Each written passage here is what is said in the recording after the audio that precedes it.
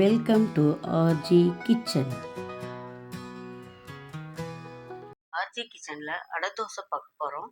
அடைக்கு தேவையான பொருட்கள்: 1 கப்பு துவரம்பருப்பு, 1/2 கப்பு புழுங்கல் அரிசி, 1/2 கப்பு பச்சரிசி, மிளகு, ஊற வைக்கிறதுக்கு கடலைப்பருப்பு, சீரகம், வெல்லம், சிறிதளவு வெல்லம், உப்பு, ஒரு சின்ன நெல்லிக்காய் சைஸு புளி, 5-6 வரமிளகா. பருப்பு எல்லாம் நல்லா களைஞ்சி 2-3 தடவை களைஞ்சி அதை 4 மணி நேரம் ஊற வைக்கணும்.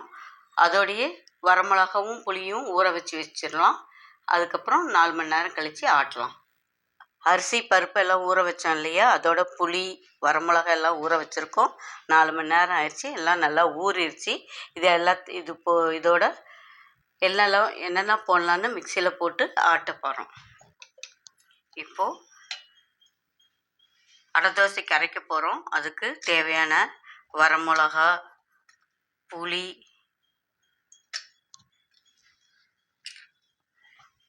உப்பு,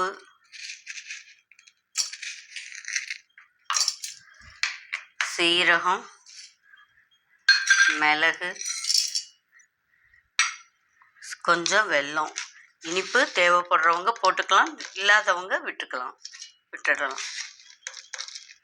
இது கொஞ்சம் சேர்த்தா டேஸ்ட் நல்லாயிருக்கும். இதெல்லாம் சேர்த்து ஒரு தடவை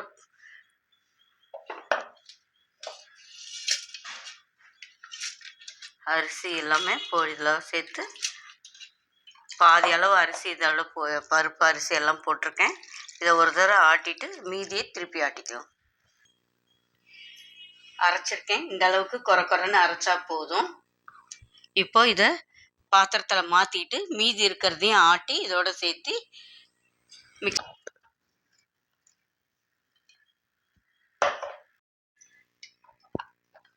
அடைக்கு மாவு ஆட்டணும் இல்லைங்களா, ரெடியாக இருக்குது. இப்போ இதோட பெருங்காயத்தூள்,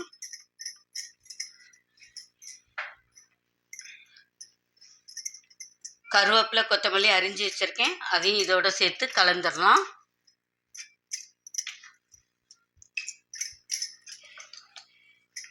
இப்போ மாவு ரெடியாக இருக்குது தோசை ஊற்றுறதுக்கு. இதோட ஊற வச்ச கடலைப்பருப்பு சேர்க்குறேன். இது சாப்பிடும்போது வாய்க்கு கடிப்படும், ரொம்ப நல்லாயிருக்கும் சாப்பிட்றதுக்கு.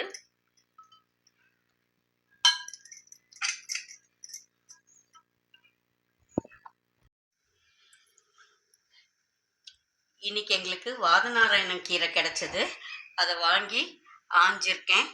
இதை அடையில் சேர்த்து தோசை சுட போகிறேன்.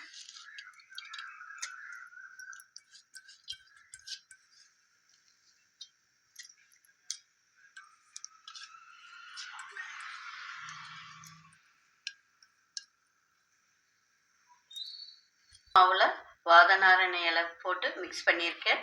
அதை இப்போ அடை சுட போகிறோம்.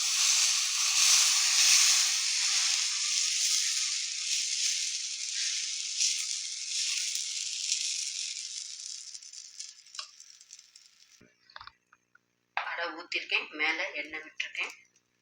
ஒரு பக்கம் வெந்ததும் அடுத்த பக்கம் திருப்பி போட்டு அடுத்த பக்கம் திருப்பி போட்டிருக்கேன்.